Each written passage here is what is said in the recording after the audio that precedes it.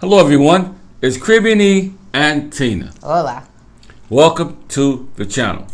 Hope you guys having a splendid day, and I hope you all are in the best of health. Yes, with health as always being most important.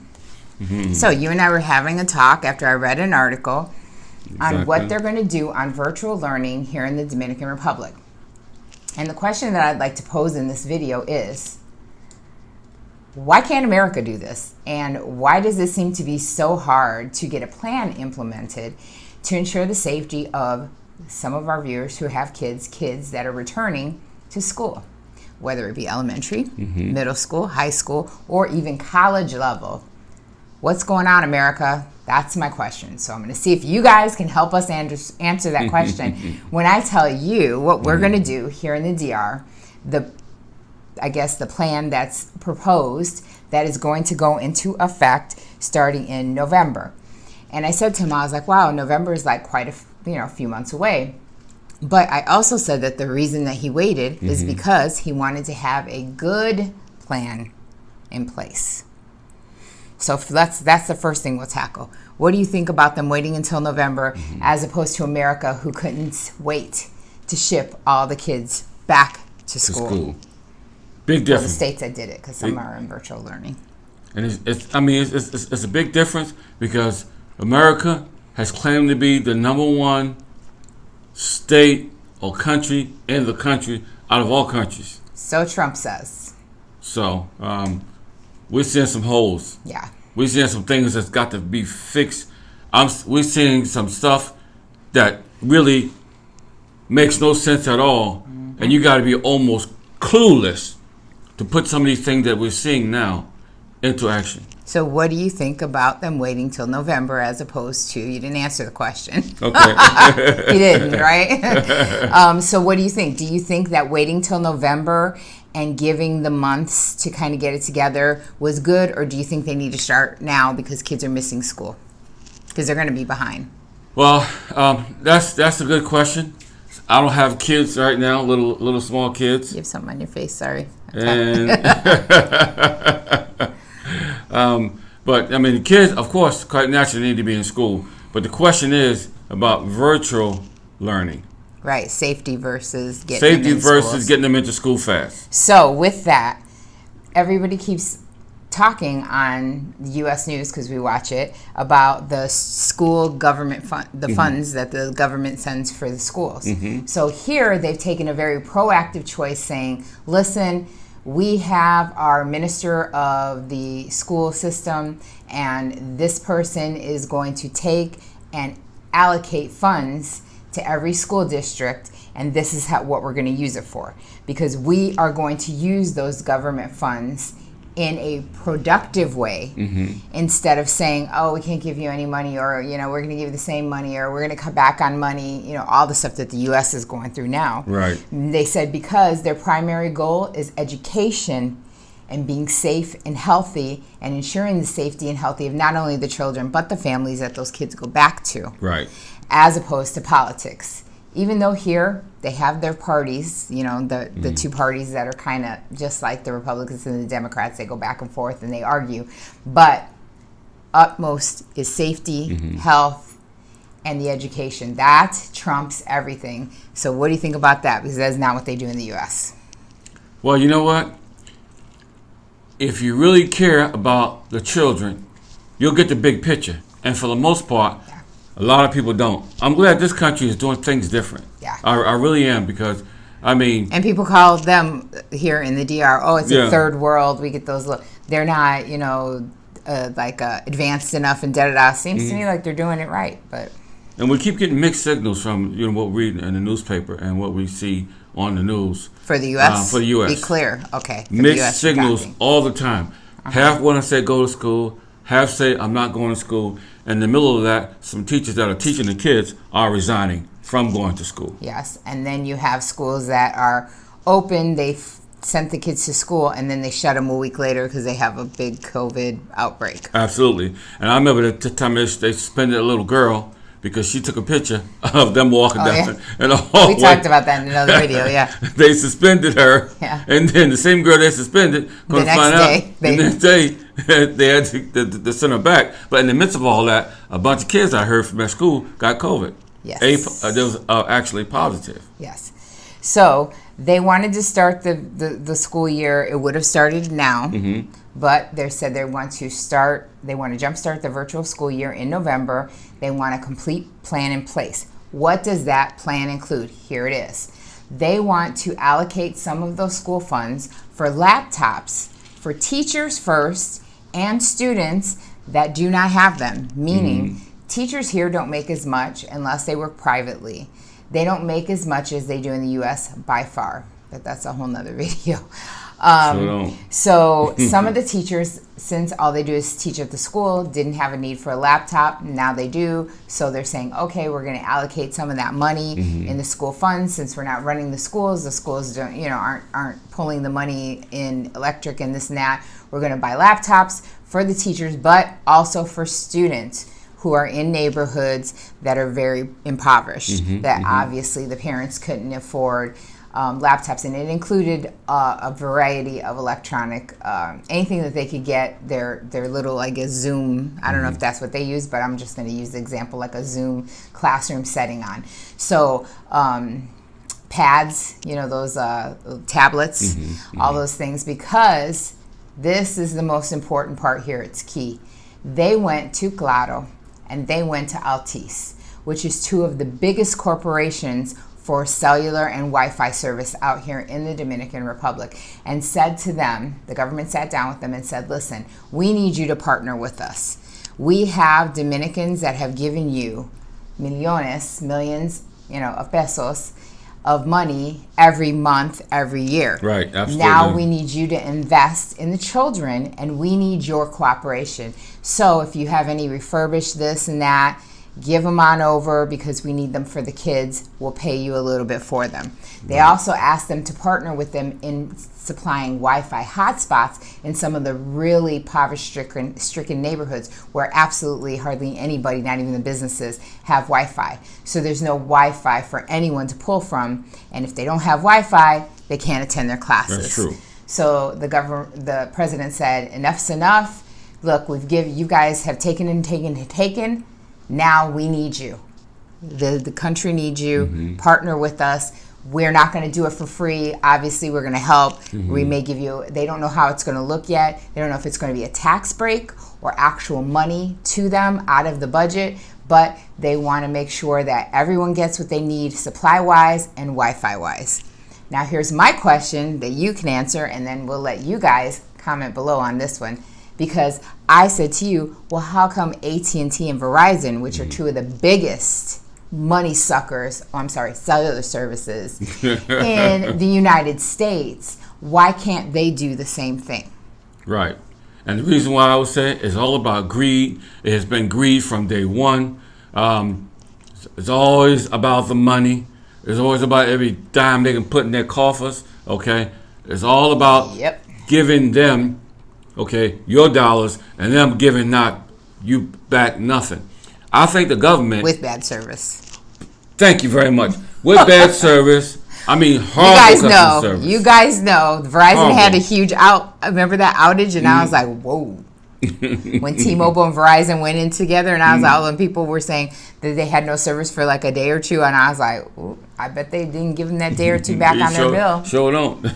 So it's terrible. I think they should come together and help these kids, keep them from going to school and catching that virus and bringing it home to everybody else in the house. Right, and it's not, like I said, it's not like they don't have the equipment or the money to partner. So I don't know why they're not doing that in the United States. So for all you guys, again, that want to say United States and number one and, don't be an expat, you might learn something, because other countries, people do it different, and they believe in each other, and they invest in each other, and they support each other.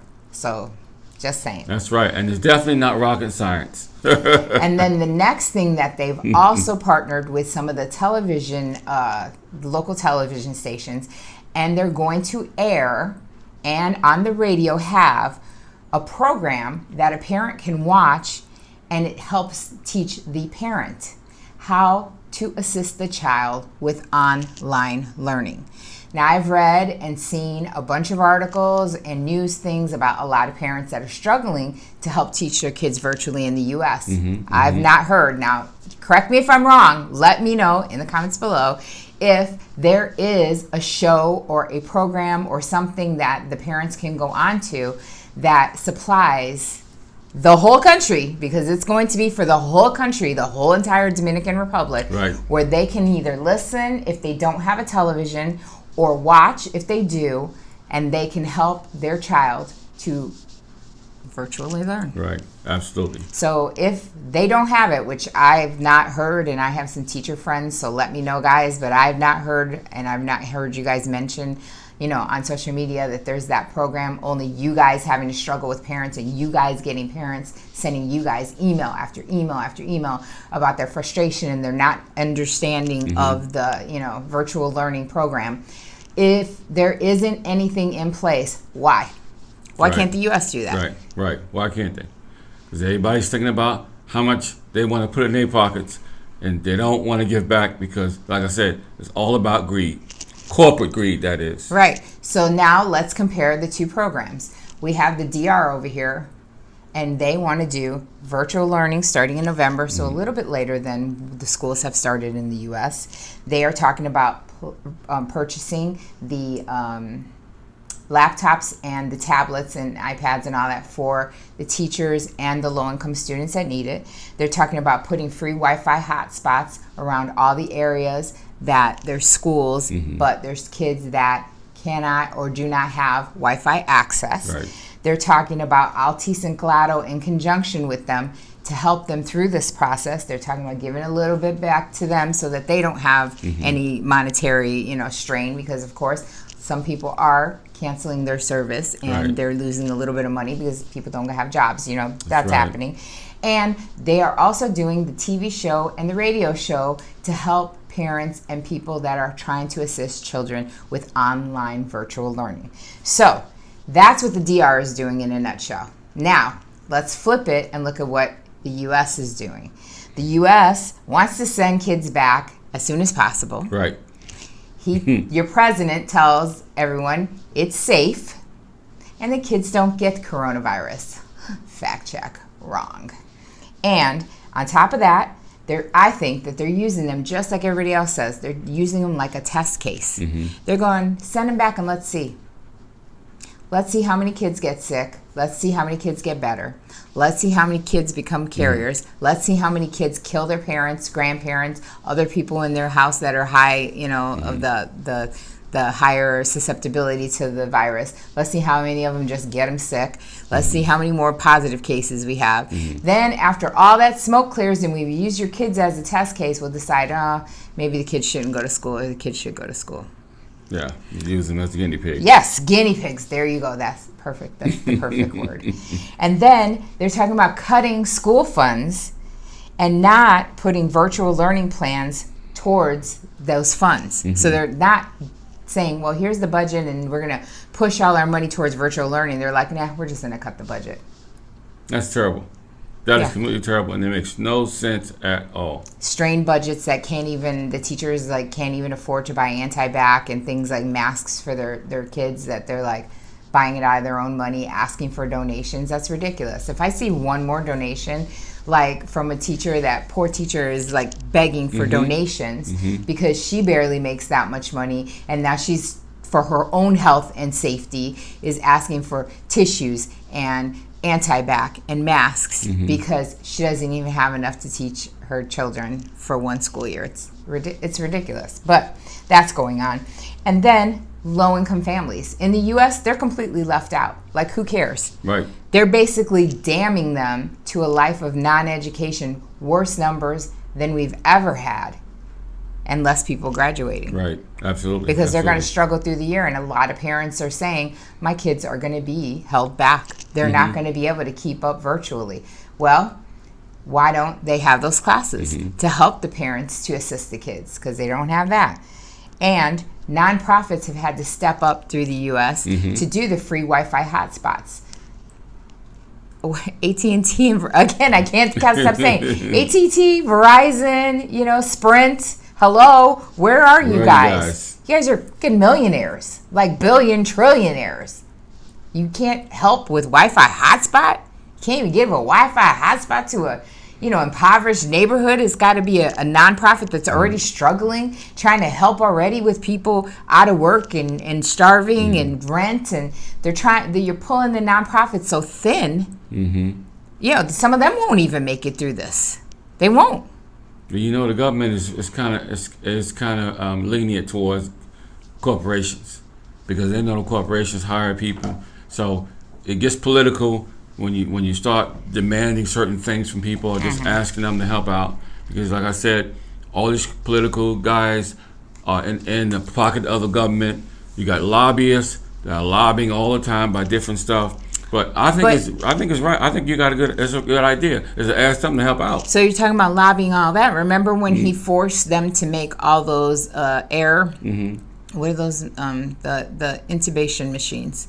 When the people had to be intubated because they thought they didn't have enough oxygen machines. Right. So if he can put a mass order on that, if he can put funds towards alcohol companies to make anti-bac, then how come he can't put a mass order in to help the school system? I mean, kids are the future. I hate to say it. We're doomed to one hell of a future if our kids are not educated. All them useless pills they gave the VA veterans. I mean, and it's just terrible all the way around. It really is terrible all the way around. So we just wanted to come and let you guys know. Just be prayerful of the kids, no matter what country they're living in, because there are some countries that are worse, doing a lot worse than the U.S. and even Dominican Republic. Actually, I mean. I can imagine what Brazil's going to go, what they're going through. Yeah, or Colombia, because they're super poor out there. Yeah, or Colombia, or Costa Rica, or Peru. Or Peru too. Yeah. And all them other, just all them other countries that's out there that are really. Philippines, God forbid, it hit hard over there. Yeah. Because they don't have all that much money there. And some of them still having breakouts, and Hanoi and Vietnam and all those places over there. Right. So we just hope that, and I'm really thankful for the government in this country of the approach that they're doing to help the kids out and not just forgetting about them. And also they're asking everybody else to join in. If they can do it here, they can do it everywhere else in the country. Yeah. So hit us up in comments because I would love to know your take on this now, knowing what the DR out here is going to be doing, and we will be, as the plans go into fruition and as things change out here in the DR and as this new president sparks new change and new hope, we'll make sure to let you guys know what he's planning, what he's doing, and what's going on here, because a lot of you guys are thinking about moving here and are moving here. So, and you may be bringing your kids with you. True that. So, in the meantime, between the time, always remember, life is to be enjoyed. Yes. Please make sure to hit that subscribe button, and hello and thank you to all of our new subscribers. We are really getting those numbers, but they could be higher because we still have half that aren't hitting subscribe. So hit subscribe, make sure to hit the notifications bell so that you can get helpful and very thorough fact-checked information about the Dominican Republic and expat life. Make sure to hit like, that thumbs up. It's the free and easy way to patron the channel. And as always, all of our information is down below every video to get a hold of us and to patron the channel and say thank you. So, till the next video. Peace.